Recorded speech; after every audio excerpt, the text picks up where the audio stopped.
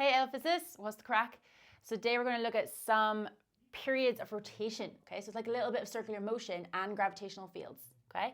So what we have here is a planet with mass m and radius r with loose material at the equator, just remains in contact with the surface. So we've got a planet, it's got mass m, it told us its radius is r, and we've got material here that's just keeping in contact because the period of rotation is so high.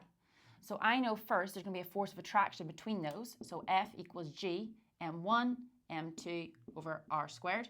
So m is going to be our large M, the mass of the planet, and the little m is going to be the mass of our material. And we know that always equals F equals ma, so mass times acceleration, okay, for a resultant force. Because it's circular motion, instead of writing acceleration, we can write v squared over r. Okay, so we're trying to get speed in there. And now what I can see is my two masses of the material will cancel, so it doesn't actually matter what mass the material is. So now what we have is g times the mass of the planet over, we'll use capital R now instead of my little r, capital R squared, the radius of the planet, is going to equal to v squared over the radius of the planet. Okay. So now what we can do is just simplify this a little bit to get rid of the r.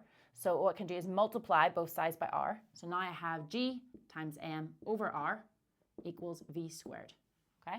So now I want something else for v squared. So v, we know, is our linear speed. So I know speed is always equal to distance divided by time. And the distance it travels is a full circle. So instead of writing distance, I can now write 2 pi r, okay, because it's the circumference of a circle, the full circle. And then instead of little t, I'm going to write a capital T because that will be the time period for one full rotation. So then I want to know v squared though. So v squared is going to be 4 pi squared r squared over t squared. Okay.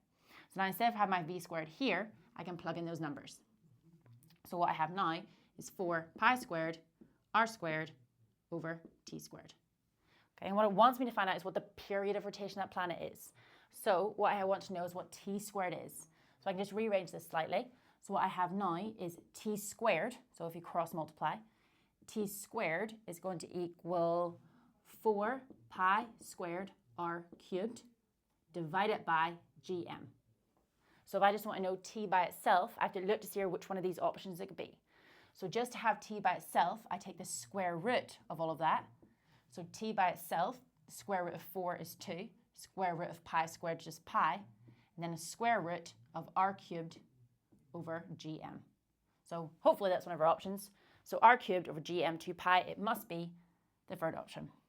So that's grand.